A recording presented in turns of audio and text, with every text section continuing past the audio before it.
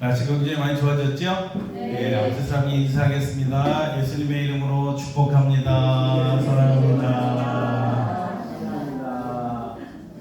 예, 이제 우리 다 같이 마음을 모아서 신령과 진정으로 하나님께 영광 묵도함으로써 영광 드리겠습니다.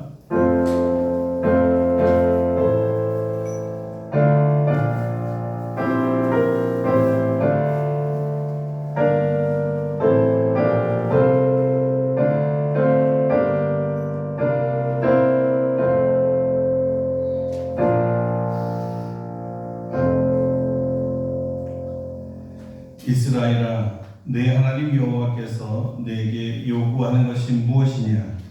곧 내 하나님 여호와를 경외하여 그의 모든 도를 행하고 그를 사랑하며 마음을 다하고 뜻을 다하여 내 하나님 여호와를 섬기고 내가 오늘 내 행복을 위하여 내게 명하는 여호와의 명령과 규례를 지킬 것이 아니냐. 아멘. 걸어가신 하나님, 오늘 우리는 부활로 다시 주일을 맞이하여 부활이요 생명이신 예수 그리스도와 우리를 구원하시기 위해서 아낌없이 아들을 보내주신 하나님과 또 성령 하나님께 마음을 다하여 예배 드립니다.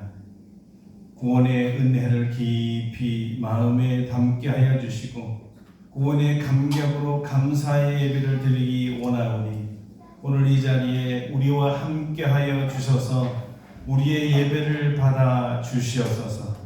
오늘도 주님께서 사랑하는 주님의 자녀들을 위하여 예비하신 하늘의 신령한 은혜들을 부어주시고 땅에 기름진 것과 말씀의 큰 은혜를 넘는 귀한 시간 되도록 역사하여 주시옵소서. 예수님의 이름으로 기도드립니다. 아멘. 다 같이 일어나셔서 찬송가 1장을 하나님께 영광 돌립니다.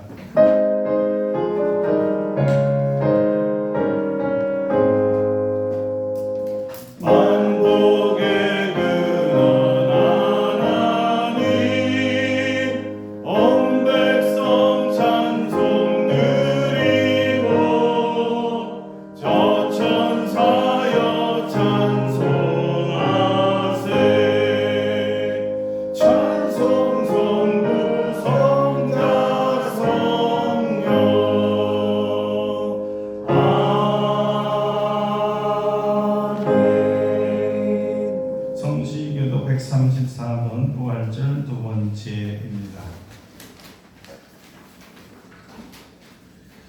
내가 받은 것을 먼저 너희에게 전하였노니 이는 성경대로 그리스도께서 우리 죄를 위하여 죽으시고 장사 지냄바 되셨다가 성경대로 사흘 만에 다시 살아나사 대마에게 보이시고 후에 12 제자에게와 그 후에 500여 형제에게 일시에 보이셨나니 그 중에 지금까지 대다수는 살아있고 어떤 사람은 잠들었으며 그 후에 야곱에게 보이셨으며 그 후에 모든 사도에게와 맨 나중에 만삭되지 못하여 난 자 같은 내게도 보이셨느니라. 그리스도께서 만일 다시 살아나지 못하셨으면 우리가 전파하는 것도 없것이요 또 너희 믿음도 없것이며 만일 그리스도 안에서 우리가 바라는 것이 다만 이 세상의 삶뿐이면 모든 사람 가운데 우리가 더욱 불쌍한 자이리라. 그러나 이제 그리스도께서 죽은 자 가운데 다시 살아나사 잠자는 자들의 철저가 되셨도다. 아멘. 침묵으로 참여의 기도를 드립니다.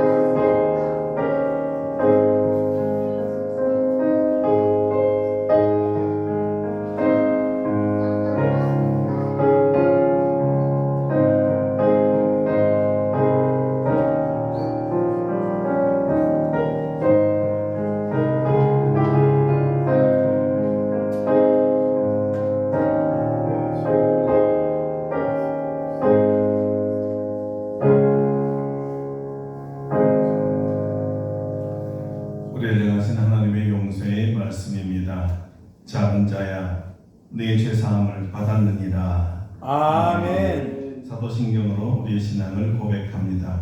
나는 전능하신 아버지 하나님 천지의 창조주를 믿습니다.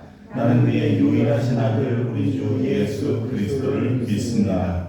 그는 성령으로 잉태되어 동정녀 마리아에게서 나시고 본디오 빌라다에게 고난을 받아 십자가에 못 박혀 죽으시고 장사된 지 사흘 만에 죽은 자 가운데서 다시 살아나셨으며 하늘에 오르시어 전능하신 아버지 하나님 우편에 앉아 계시다가 거기로부터 살아있는 자와 죽은 자를 심판하러 오십니다.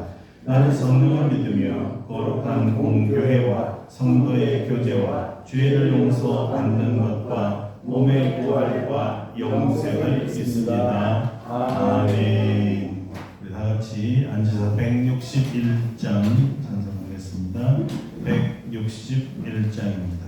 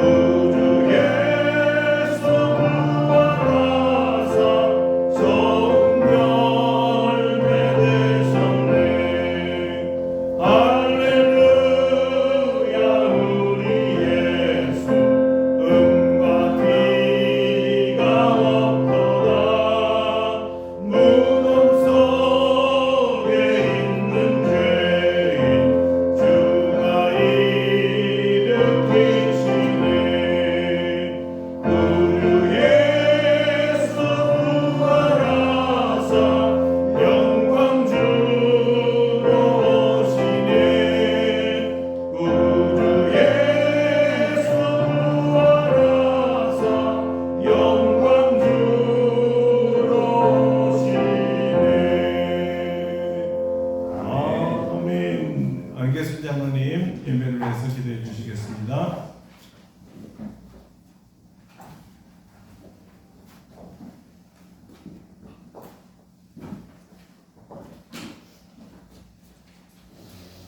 부활하신 주님, 부활에 승천하신 주님, 은혜와 사랑이 충만하신 하나님 아버지, 거룩한 주일에 주님의 전에 나와 영광과 진리로 예배 드릴 수 있게 하시니 감사합니다. 아멘. 우리들의 의지로 나온 것 같으나 주님께서 부르시고 허락하시면서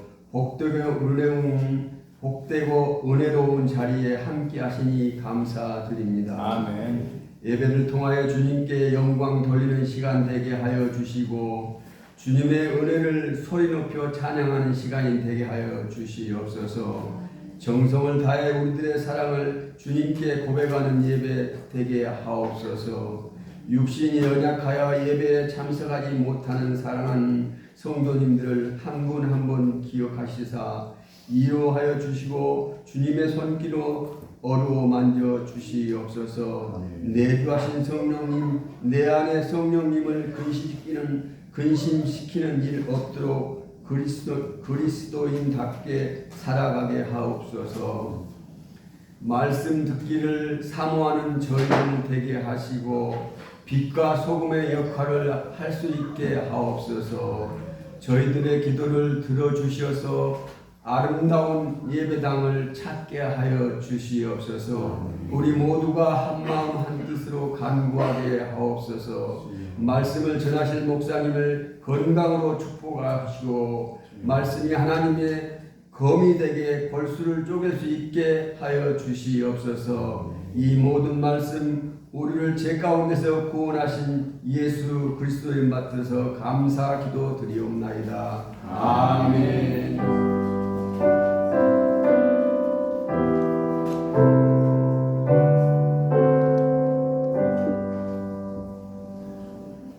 기도 감사합니다. 오늘 우리에게 주신 하나님의 말씀 신약성경 누가복음입니다. 누가복음 제일 마지막 장 24장 25절로 32절까지 말씀입니다.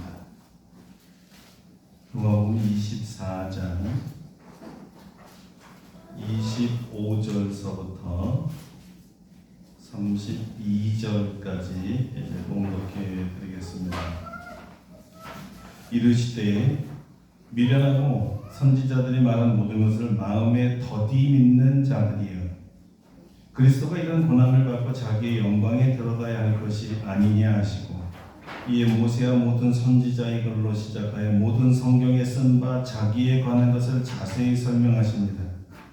그들이 가는 마을에 가까이 가매 예수는 더 가려 한 것 같이 하시니 그들이 강권하여 이르되 우리와 함께 유하사이다.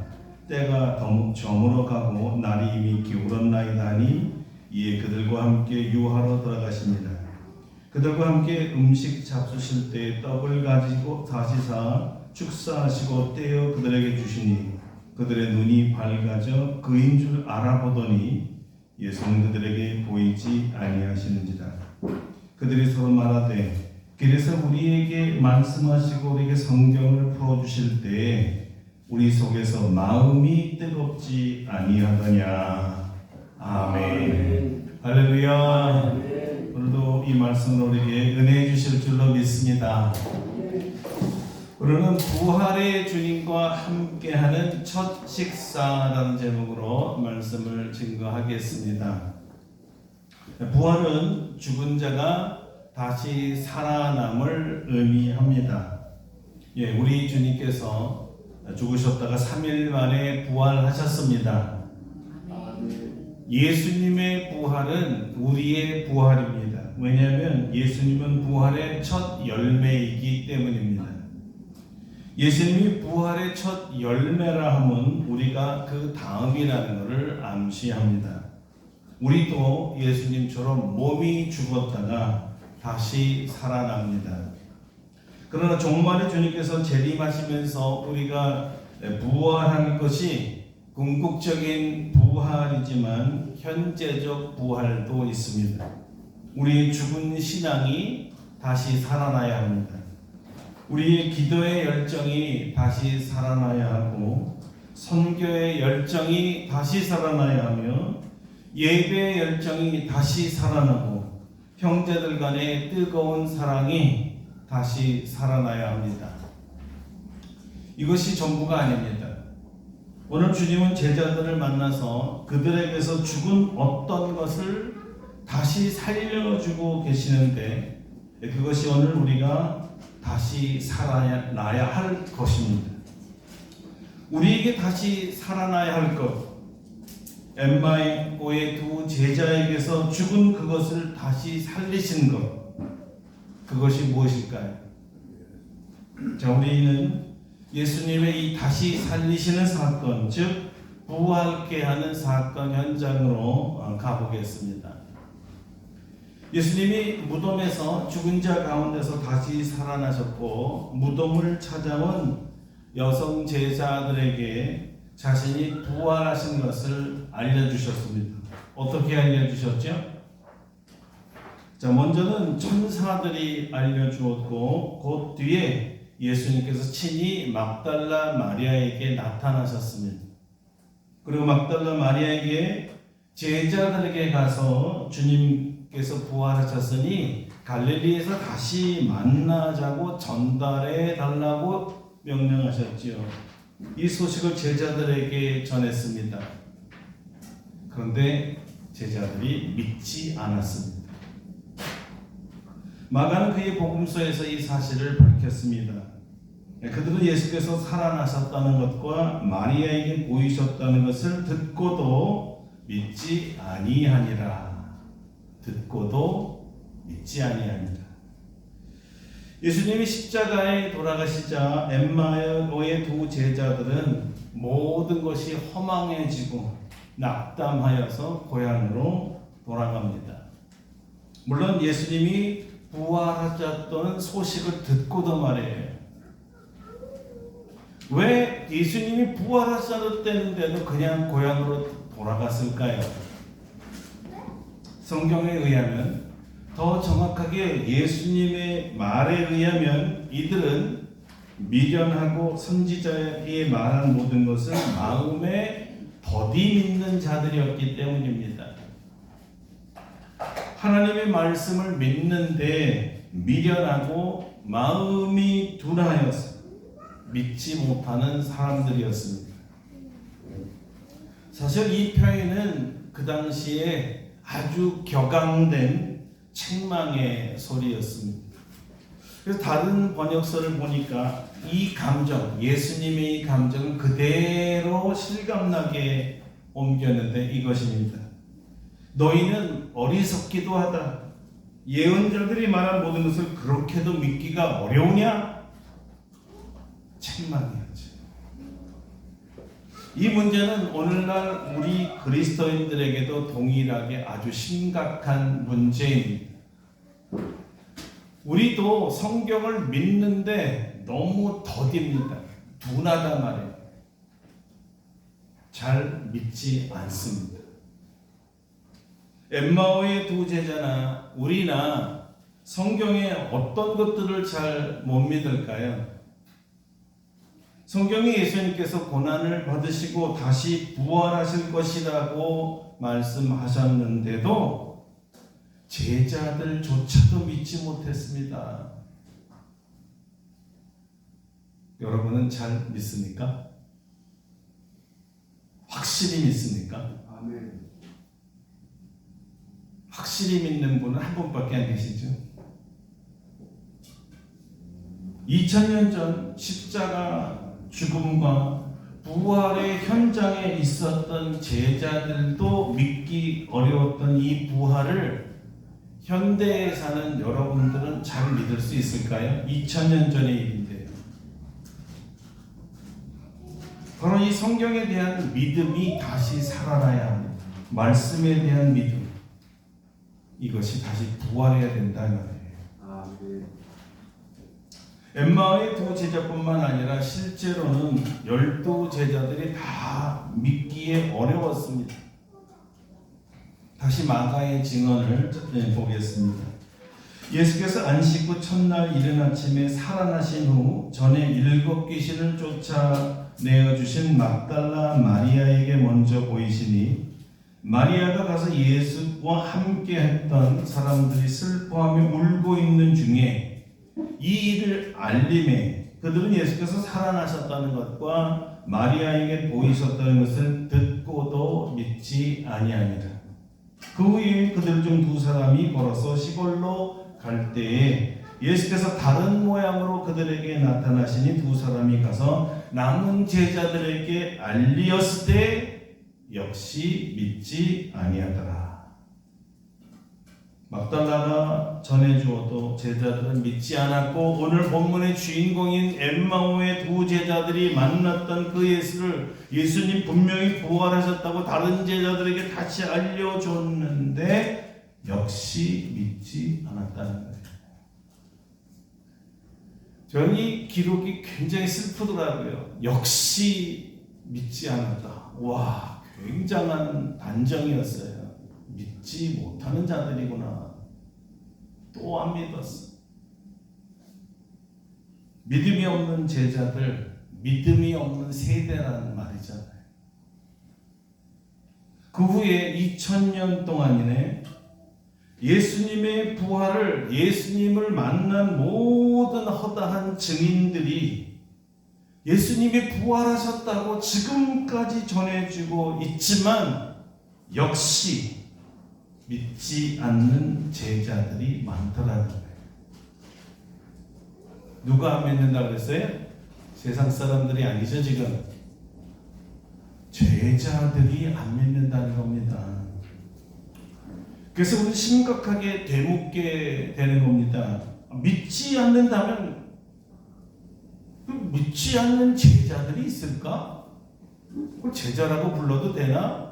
도대체 믿지 않는 제자들이 누구냐? 교회 안에 성도들이냐? 그렇다면 그들은 누구의 제자냐?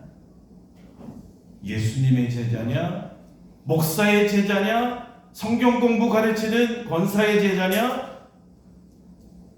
누구의 제자입니까? 여러분은 누구의 제자입니까? 그러면 예수님의 부활을 믿습니까? 근데 아까 물어봤을 때 왜 아무도 대답을 안 했어요?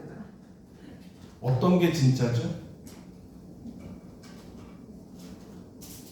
예수님의 부활에 대해서 듣고 배워서 알고 있지만 믿지는 않습니까? 알고 있는 것과 믿는 것은 너무 다르지요. 죽은 자의 부활을 믿지 않는다면, 예수님의 부활을 믿지 않는다면 여러분이 부활할 것도 믿지 못한다는 얘기잖아요.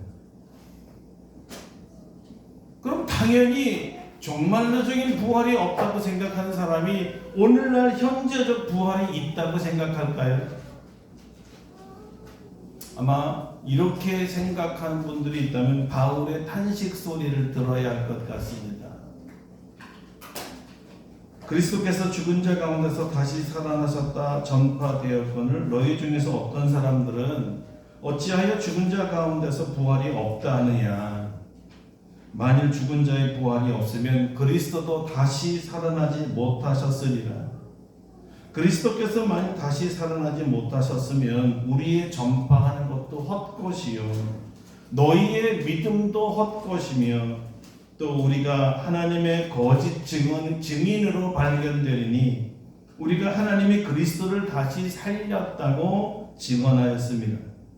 만일 죽은 자가 다시 살아나는 일이 없으면 그리스도도 다시 살아나신 일이 없었을 터이요 그리스도께서 다시 살아난 일이 없다면 너희의 믿음이 헛되고 너희가 여전히 죄 가운데 있을 것이요 또한 그리스도 안에서 잠자는 자도 망하였으리니 만일 그리스도 안에서 우리가 바라는 것이 다만 이 세상의 삶뿐이라면 모든 사람 가운데 우리가 더욱 불쌍한 자이니라. 부활을 믿지 않는다면 가장 불쌍한 자들이 교회에서 제자라고 하는 자들이에요. 사도가 말씀하신 것 중에 제 마음을 찌르는 마치 칼과 같은 말씀은 마지막 말씀이었어요. 만약 그리스도 안에서 우리가 바라는 것이 다만 이 세상의 삶뿐이면 모든 사람 가운데 우리가 더 불쌍한 자이니라. 제일 불쌍한 자. 그래서 제자들의 믿음과 우리의 믿음이 헛되지 않고 망하지 않으며 불쌍한 일이 되지 않게 하시려고 부활의 확증, 부활은 사실이다. 부활하신 주님께서 직접 부활의 몸으로 믿음이 더딘, 믿기에 둔한 엠마오 제자들에게 나타나신 것이었습니다. 믿게 하려고. 예수님은 어떻게 이들의 더딘 믿음을 빠른 믿음으로 바꿔주셨을까요? 하나님의 말씀이 선포되면 선포되자마자 아멘이 터져가는 믿음의 사람, 아멘의 사람으로 왜 어떻게 바꾸셨을까요? 첫 번째가 그들과 함께 식사를 하신 것입니다. 오늘 굉장히 중요한 날이죠. 뒤에 오늘 식사가 있잖아요. 부활 후 첫 성도들의 식사. 엄청난 거예요. 겉으로는 마치 엠마오의 제자들의 권유에 의해서 마을에 유하며 식사 대접을 받은 것처럼 되어 있지만 사실 그것은 완전히 의도된 예수님의 계획이었고 원함이었습니다. 예수님은 그들의 믿음 없음을 책망하시고 실망한 나머지 아유 이런 믿음이 없는 것들 같으니라고 이렇게 버린 것이 아니라 끝까지 이들을 돌보셨습니다. 믿음 없는 제자에게 변하여 그 자기가 믿는 믿음에 목숨을 거는 제자들로 변화시키기 위해서였죠. 식사는 아주 중요한 의미를 가지고 있습니다. 바로 며칠 전 그 마지막 만찬, 최후의 만찬이라고 부르는 그 만찬도 주님의 의도된 식사였지만 이 두 제자와의 식사 또한 의도된 식사였어요. 유월절 식사는 십자가에서 흘리신 보혈과 찢길 살을 기념하기 위해서 미리 보여준 상징이었다면 엠마오에서의 식사는 부활의 몸으로 앞으로 변화될 제자들의 모습을 보여주기 위한 상징이었습니다. 여러분 이것이 바로 주님이 사용하신 교육법이었어요. 자, 둘째, 제자들과 함께 음식 잡수실 때 유월절 마지막 식사처럼 떡을 가지고 축사하시면서 우리 지난주 성찬하실 때 제가 임의로 한 게 아니라 그 당시 예수님이 하던 방법을 그냥 재현한 겁니다. 떡을 들어 축사하고 떼어서 제자들에게 나눠주었습니다. 고난을 상징하는 살과 피처럼 부활을 상징하는 떡이었습니다. 예, 생명의 떡이고 하늘의 떡이고 영생의 떡입니다. 당연히 예수님의 살을 말하는 거였어요. 그러나 단순히 물리적인 이 살 또는 떡을 의미하는 것만은 아니었습니다. 예수님이 이 엠마오 제자들에게 나타나서 떡을 떼며 축사하면서 나눠줄 때 이 떡은 무엇을 말할까요? 이미 요한복음 6장에 다 말씀해 주셨어요. 나는 하늘에서 내려온 살아있는 떡이니 사람이 이 떡을 먹으면 영생하리라. 내가 줄 떡은 곧 세상의 생명을 위한 내 살이니라 하시니라. 내 살을 먹고 내 피를 마시는 자는 영생을 가졌고 마지막 날에 내가 그를 다시 살리리니 내 살은 참된 양식이요 내 피는 참된 음료로다. 자, 이 말씀이 잘 이해가 안 돼서 우리가 사람의 인육을 먹고 피를 마시라 우리를 식인종으로 하나 이 말씀을 들은 유대인들이 다 떠나가 버렸어요. 제자들만 남았을 때 예수님이 12제자에게 이렇게 물어봤어요. 너희도 나를 떠나려냐? 그때 한 베드로의 대답이었습니다. 주여, 영생의 말씀이 주께 있사오니 우리가 누구에게로 가오리까? 영생의 말씀이 주께 있사오니. 여러분, 생명의 떡이 바로 예수님이고 예수님의 살이면서 말씀이라는 거예요. 어떻게 알았을까요? 요한복음 1장 14절에서 요한이 우리에게 알려줬습니다. 말씀이 육신이 되어 우리 가운데 거하시며 우리가 그의 영광을 보니 아버지의 독생자의 영광이요 은혜와 진리가 충만하더라. 할렐루야. 아멘. 원래부터 예수님은 말씀이셨어요. 말씀이 육신이 되어 우리 가운데 오신 거니까 이 예수님은 말씀이고 말씀은 곧 예수님이란 말이에요. 그러므로 말씀이신 예수님을 믿으려면 말씀이신 예수님과의 교제가 다시 살아나야 한다는 뜻이었습니다.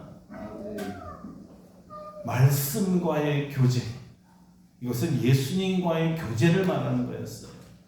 다시 말하면 예수님과 교제를 어떻게 합니까? 말씀과 교제하면 되는 거예요. 예수님이. 여러분, 우리가 정말 얼마나 오랫동안 말씀과 멀어져 살아왔습니까? 팬데믹 시대 이후로 정말 교회가요 말씀과 멀어졌습니다. 예수님이 말씀이라는 것을 배워서 알고 있지만 말씀이 인격이며 예수님이라는 이 사실을 너무 쉽게 간과해 왔어요. 그래서 말씀을 읽지도 않고 말씀을 묵상하지도 않고 말씀 속에서 예수님의 사랑을 느끼지도 못하고 주님의 음성을 듣지도 못한 거예요. 말씀으로 대화하는 시간은 전혀 우리 삶 속에서 나타나 있지 않습니다. 여러분, 말씀을 무시하는 것이 예수님을 무시한다라는 거 생각해 봤어요? 말씀은 예수님이니까. 어떻게 사랑하는 사람을 그렇게 안 보고 살 수 있지요? 사랑하는 분과 어떻게 그렇게 이야기 한번 안 하고 수십 년을 견딜 수가 있지요? 그게 말이 됩니까? 사랑한다는 말이 맞습니까? 말씀을 무시하는 것은 예수님을 무시하는 것이고요. 말씀을 통한 묵상과 기도와 대화가 없다는 것은 예수님과의 대화를 안 하겠다는 것이고 예수님과의 사귐도 필요 없다는 것이에요. 그리고 신앙생활이 될까요? 전혀 주님을 만나는 시간도 없고 주님과의 사귐의 시간이 없는데, 교제가 없는데 어떻게 더 주님을 알 수 있고 어떻게 주님을 더 사랑할 수가 있고 어떻게 주님이 무엇을 원하는지 주님의 뜻이 무엇인지 어떻게 아냐고요. 만나본 적이 없는데, 물어본 적도 없는데.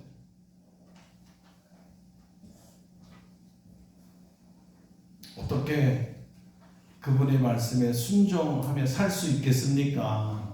어불성설이죠. 다윗이나 시편 기자들이 주님의 말씀은 꿀보다 더 달다고 많은 간증을 했죠. 우리는 이것을 알지만 수천 년 전 고대 시인들의 멋진 시구에 지나지 않는다고 생각합니다. 내 경험, 내 만남과는 거리가 멀어도 너무 멀어졌어요. 마치 영화 한 장면을 보며 가슴 뭉클하게 감동을 받았다고 했어요. 영화가 끝나고 나면 감동도 동시에 사라지는 신기루 같은 한 영상에 지나지 않는 거예요. 어떻게 예수님을 믿을 수 있겠습니까? 어떻게 성경대로 3일 만에 죽은 자 가운데서 다시 살아나셨다는 사실 때문에 감격하고 믿음이 더 커지고 나도 부활한다는 믿음의 사건이 일어날 수가 있겠습니까? 우리는요, 정말 솔직하게 말해서 주님과의 교제가 죽었습니다. 말씀 묵상의 삶이 사라졌어요. 주님과의 사랑의 사귐 없어졌습니다. 여러분, 주님과의 교제가 다시 부활해야 합니다. 온종일 하나님의 말씀에 사로잡혔다는 간증이 여기저기 여러분에게서 다시 터져나와야 돼요. 주님의 말씀은 능력이 있다는 고백이 우리 회중들에게서 외쳐져야 합니다. 주님의 말씀으로 내 병이 고쳐졌다는 경험, 이 간증을 여기서 하셔야 돼요. 어느 교회 가니 어떤 간증을 하더라가 아닙니다. 시편 기자의 찬양대로 주의 말씀은 내 발의 등이요 내 길의 빛이라고 여러분들 입으로 고백해야 돼요. 말씀 없이는 못 살아요. 이런 고백들을 말이죠. 셋째, 주님과 떡을 떼는 순간 눈이 밝아졌다고 합니다. 더욱 정확하게 말하면 주님께서 생명의 떡, 말씀의 떡을 먹여주면서 제자들의 눈을 밝게 해주셨습니다. 밝히신 거예요. 다시 말하면 눈을 뜨게 해주셨다는 거죠. 몇 년 전 소경 바디메오의 눈을 뜨게 해주신 것과 같았지만 그때는 단순히 물리적으로 눈을 뜨게 해준 사건이고 지금은 영적인 눈을 뜨게 해준 사건입니다. 공통점은 뭐죠? 물리적으로 뜨던 영적으로 뜨던 눈이 열려 뜬 사람만이 예수님을 볼 수 있다는 점입니다. 아멘. 눈이 열린 사람만이 부활하신 예수님을 볼 수 있습니다. 눈이 열린 자만이 말씀 속에서 주님을 만날 수가 있어요. 주님을 볼 수가 있는 거예요. 눈이 열렸으니까 말씀이 예수님으로 보이기 시작합니다. 왜요? 말씀은 예수님이고 예수님은 말씀이잖아요. 저는 여러분의 영안이 열려 말씀 속에서 주님에게서 영생의 말씀을 볼 수 있게 되기를 축원합니다. 아멘. 더 중요한 것은 눈이 밝아진다는 의미입니다. 밝아져야 볼 수 있습니다. 여기 밝아진다는 말이 문자 그대로 하면 열린다는 뜻이에요. 감겨있던 게 열린다. 닫혀있던 게 열린다. 이거는 주로 어떨 때 많이 쓰이냐면 태가 열린다. 그럼 아이가 태어나겠죠. 하늘이 열린다. 하늘이 열려서 하나님을 볼 수 있다는 거예요. 입이 열린다. 닫혀있는 입이 열린다 할 때 사용되고 예수님이 특별히 이 말을 이렇게 얘기했어요. 에바다. 열려라. 누구에게 이렇게 말했어요? 귀머거리 벙어리 귀신이 든 소녀에게 에바다. 열려라. 그 이후로 이 소녀는 주님의 음성을 들었고 말할 수가 있었어요. 예수님은 하나님이 맞습니다. 예수님이 내 병을 고쳐 주셨습니다. 열리니까 말하는 거예요. 열리니까 듣는 거예요. 열리니까 보는 거예요. 자, 성경을 바로 봅시다. 하늘을 우러러 탄식하시며 그에게 이르시되 에바다 하시니 이는 열리라는 뜻이라. 그의 귀가 열리고 혀가 맺힌 것이 곧 풀려 말이 분명하여졌더라. 마가복음 7장의 말씀이에요. 귀나 혀뿐만 아니라 오늘 주님은 우리에게 눈이 열리라고 명령하고 있는 거예요. 눈이 열려야 한다. 그래야 하나님 나라를 볼 수 있고 하나님을 볼 수 있고 예수님을 볼 수 있으니까요. 부활하신 예수님을 말이죠. 여기에 말씀이 열려야 합니다. 할렐루야. 아멘. 영안이 열리면 말씀도 열립니다. 여기서 말씀이 열린다는 뜻은 말씀이 이해되기 시작한다는 거예요. 그냥 우리가 읽지 이해되지 않는 말씀 얼마나 많습니까? 그냥 읽는 것에 만족하고 가는 거예요. 율법적으로 X표 하나 친 거죠. 오늘 읽었음. 그게 내 안에서 어떤 역할을 합니까? 아무 역할, 죽은 문자였어요. 열려야 돼. 이해돼야 돼요. 숨겨져 있는 비밀, 내가 그렇게 궁금했던 성경의 말씀이 풀어지고 깨달아질 때 얼마나 마음이 시원하고 후련해집니까? 그때 말씀을 깨닫는 기쁨은 샘솟는 기쁨과 같다고 합니다. 이 모든 것들이 죽어 있다가 다시 살아난 것이었어요. 부활하신 주님께서 제자들에게 그리고 우리들에게 주님과의 교제와 말씀을 통한 사귐과 영안을 열어주셔서 말씀을 깨닫는 기쁨을 부활케 해주실 줄로 믿습니다. 아멘. 아멘. 얼마나 기쁜지 이것도요, 믿고 체험하는 자만 누릴 수가 있습니다. 아는 것으로는 체험되지 못합니다. 저는 우리 모두가 이 부활의 기쁨을 직접 누리기를 간절히 축원합니다. 자, 마지막으로 이 세 가지 죽어있던 것들이 다시 살아났을 때 제자들의 마음속에서 한 가지 아주 특별한 일이 일어났습니다. 그 아주 특별한 일이 무엇이었을까요? 32절입니다. 그들이 서로 말에 대해 길에서 우리에게 말씀하시고 우리에게 성경을 풀어주실 때 우리 속에서 마음이 뜨겁지 아니하더냐?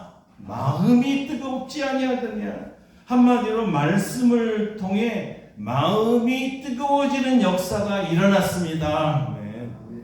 설교자의 로망, 저의 소원은 여러분이 말씀을 들을 때마다 마음이 뜨거워지는 것입니다. 뜨거워지기를 축원합니다. 뜨겁다는 말은 바로 우리가 연상되듯이 불과 같다는 거예요. 말씀이 불처럼 뜨겁다는 거예요. 불사르다는 뜻입니다. 불타오르다는 뜻이에요. 하나님 말씀을 들을 때나 묵상할 때나 전파할 때나 마음이 뜨겁게 불붙는 사람이 있다면 누가 떠오를까요? 성경에서 예레미야 선지자일까요? 실제는 예레미야서는 기록한 사람이고 하나님이셨습니다. 단지 하나님의 마음을 예레미야를 통해서 이렇게 전달했어요.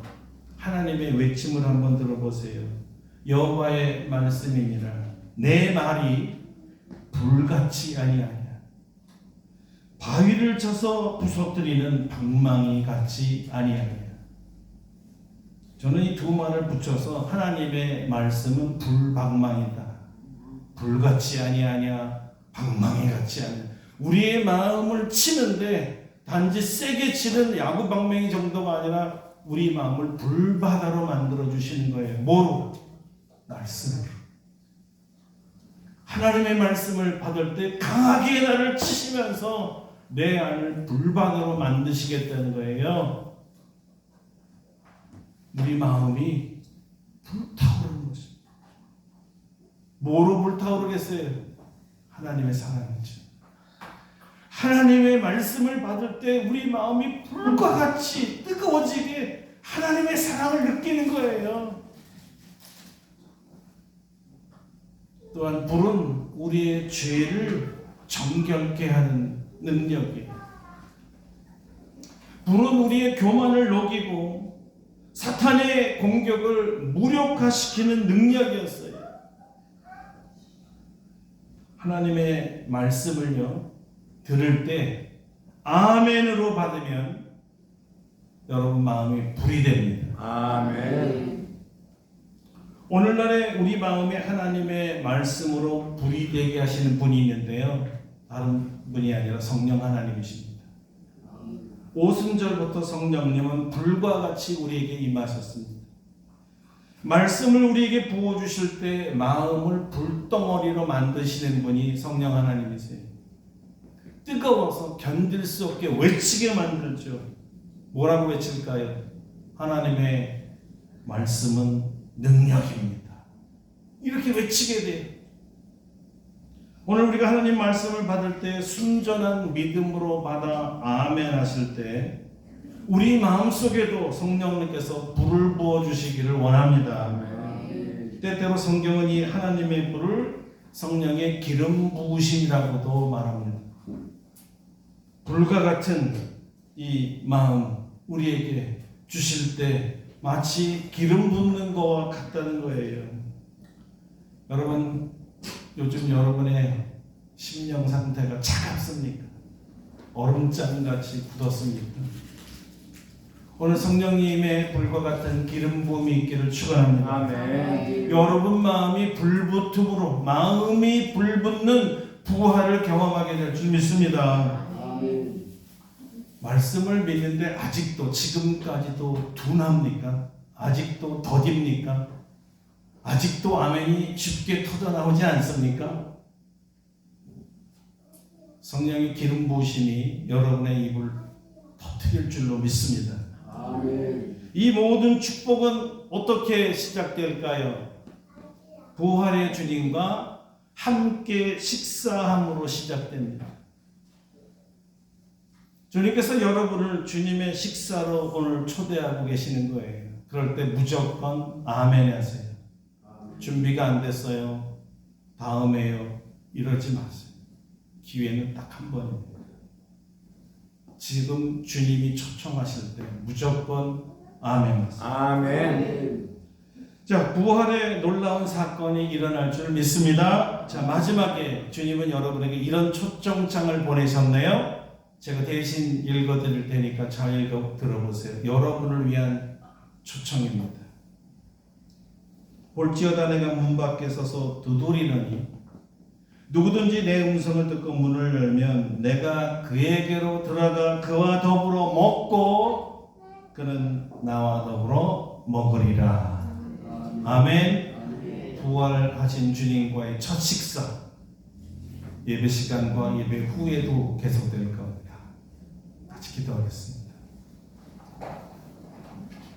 주님의 초청에 아멘하겠습니다. 받아들이십시오.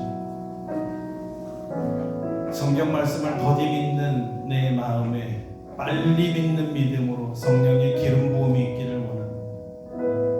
내 마음이 불과 같아서 하나님의 말씀에는 순간적으로 듣자마자 아멘이 터져 나오는 믿음의 사람이 되게 하옵소서. 다 같이 동성으로 기도하겠습니다. 하나님, 우리가 오랫동안 말씀이 죽었습니다. 말씀 읽는 것 자체가 죽었습니다. 묵상은 더더구나 없고 말씀을 붙잡고 기도하는 사람이 별로 없습니다. 주님을 무시하는 건지도 알지 못하면서 말씀이 예수님이고 예수님이 말씀이라는 사실을 우리가 알면서도 우리는 말씀을 너무 멀리 해왔습니다. 용서하여 주옵소서. 이제 부활하신 주님께서 우리를 직접 찾아오셔서 우리의 죽은 아버지 말씀에 대한 열정을 다시 살리실 것이고 다시 이 말씀을 통해 우리 마음에 하나님의 사랑으로 불붙게 하실 줄 믿사옵니다. 이 불붙는 하나님의 사랑의 말씀을 담대하게 전파하는 사람으로 변화시켜 줄 줄 믿사오니 오늘 주님이 우리를 초청하실 때 우리가 아멘합니다. 우리를 받아주시고 주님의 식탁으로 우리를 이끌어 주시옵소서. 예수님의 이름으로 기도드립니다. 아멘. 말씀 생각하면서 200장 부르신 뒤에 준비하신 예물 봉헌합니다. 200장입니다.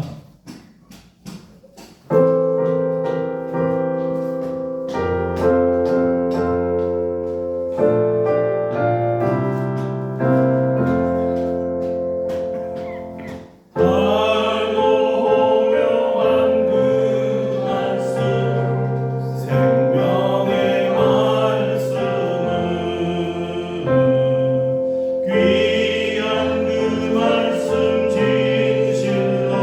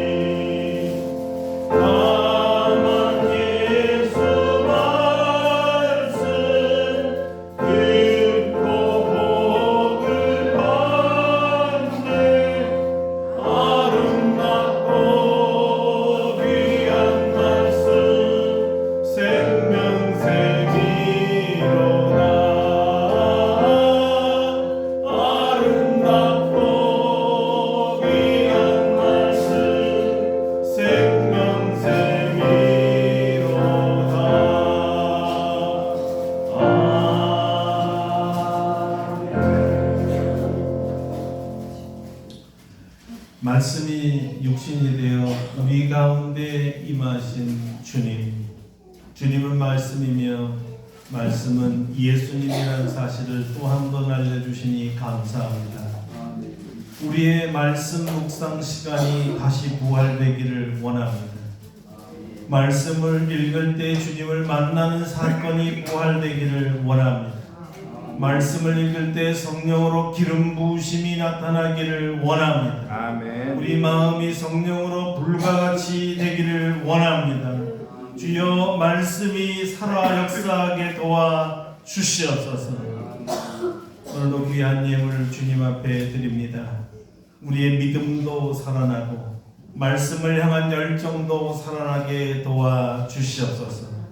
믿음으로 11조를 드리며 감사헌금을 드리며 주정헌금을 드리며 여러 하나님 아버지 제목으로 말씀 헌금을 드릴 때 주여 주께서 기쁘게 받아주시고 재물이 죽어있는 자들 다시 살아나는 역사로 은혜를 베풀어 주시옵소서. 사업의 확장이 일어나게 하여 주시옵소서. 지혜가 열리게 하여 주시옵소서. 우리 어린이들로부터요 노년에 이르기까지 말씀이 저들 안에 생명이 됨을 경험하게 하여 주시옵소서. 말씀에 사로잡히는 한 주간 되게 하여 주시옵소서. 하나님의 말씀이 이해되는 기쁨을 허락하여 주시옵소서.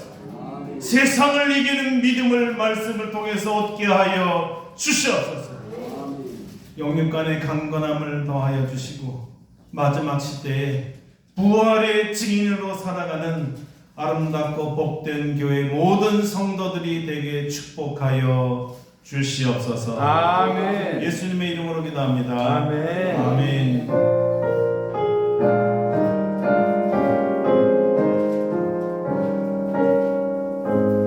다 같이 일어나셔서 171장 부르시고 축도하고 예배를 마치겠습니다. 171장입니다.